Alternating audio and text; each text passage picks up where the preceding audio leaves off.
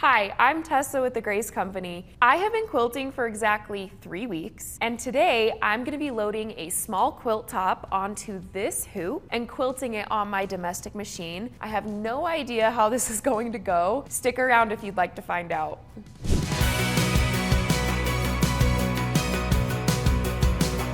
I'm going to be loading a quilt top onto the Hummingbird Hoop, which is Grace Company's freemotion quilting hoop. And I'm going to be showing you the whole process from getting the hoop ready, loading the quilt top, and then actually quilting it on my domestic machine. Before I start, I had to get my little Rebel set up for quilting. I switched to a freemotion quilting foot, put on my quilting plate, and double checked my needle and thread. I kept it really simple because I'm still learning. If you're also new, don't let this part intimidate you. It's really just 3 quick changes and then you're ready to go. Okay, let me show you what this thing actually is. The Hummingbird Hoop is a wheeled hoop frame that sits on a low friction mat. It has precision ball bearing wheels on the legs, so the whole hoop glides across the mat instead of you dragging your quilt across the machine. You hold the edges of the hoop rather than grabbing the fabric near the needle, which gives you way more control and visibility. The quilt clips hold your fabric taut, so there's no bunching or shifting while you work, and the whole thing works with any domestic machine that has up to a 14-inch throat space, so you don't need anything special. Now, here's the part that I was most curious about, actually loading my quilt onto the hoop. First, you want to get the hoop in position under your machine, and to do that, you take off the back rail just with a slight twist, and now it just lifts out.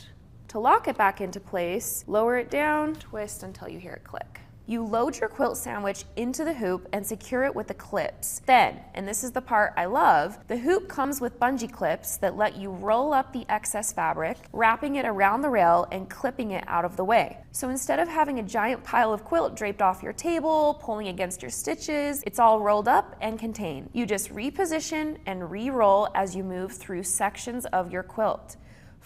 Before we actually get started quilting, I just want to give a few additional tips, especially for beginners like me. So, I have chosen 2 different threads to quilt onto this quilt top. The first I've already loaded onto the machine, and it is our finesse color in Snow White, and it's going to blend beautifully with this white fabric, which gives me some kind of leeway with how my stitching actually looks. They're gonna be disguised a little bit better. And then I thought this eucalyptus green would blend really nicely with the green fabric on here. So when I get to this section, I'm gonna switch to a thread that's gonna blend a little bit better. Now, as I have been learning free motion and taking classes and learning from everyone here at Grace Company, I've learned a couple of tricks that have really helped me when it actually comes to stitching. So first, I do think it helps to plan out what you're gonna do before you actually start stitching. For this white border on the top, I am gonna be doing some free motion, and it's gonna be large. I have found that the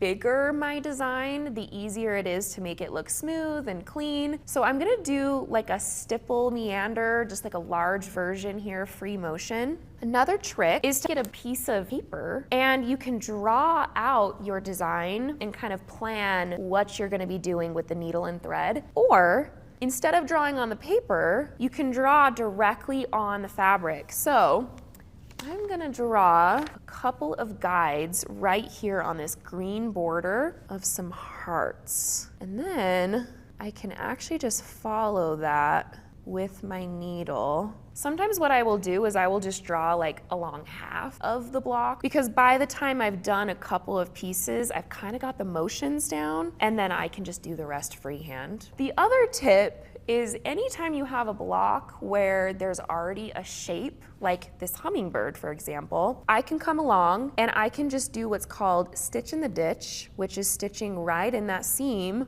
or if I stitch alongside that seam, it's called echoing. And that's another really easy way to make something pop without needing a lot of skills or experience.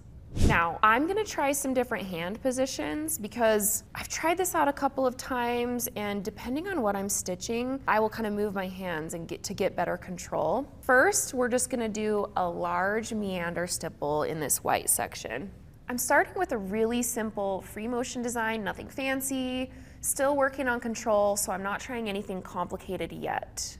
Man, what I'm noticing immediately is that I'm not fighting the weight of the quilt. I can actually focus on where I'm stitching instead of just trying to manage the fabric. Now let's move on and quilt that green border. First, I'm just gonna switch out my thread really quick. Moving the hoop from section to section is really straightforward. You just reposition, reclip, and keep going.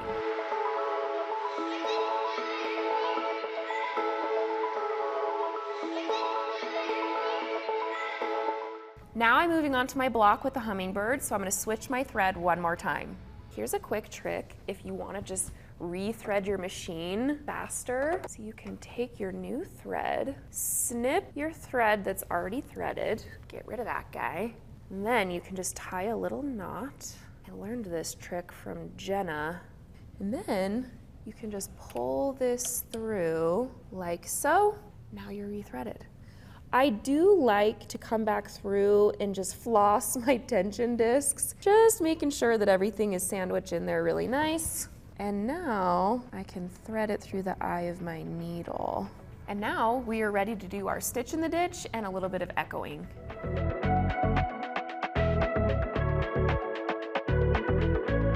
Moving the hoop from section to section is really simple. I'm getting to a point here where I need to move my fabric up so I can continue echoing around this hummingbird. So let's do that really quick.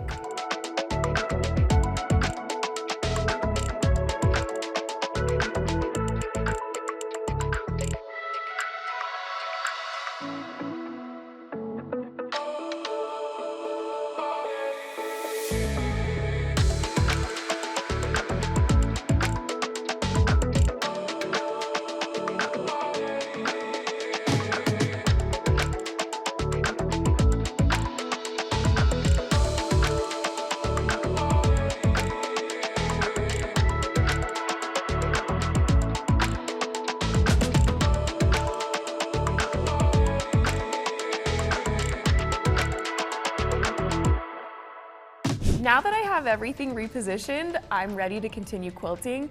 And guys, I'm gonna be honest, I'm actually really happy with how this is turning out for only having 3 weeks of experience. The Hummingbird Hoop took something that felt a little overwhelming and made it way more manageable. If you would love to see more videos like this one, don't forget to like and subscribe, and I will see you next time. I'm gonna continue quilting. The fun doesn't have to stop. Watch some more videos from Grace Company on our support channel, our Quilters Playground channel, and right here.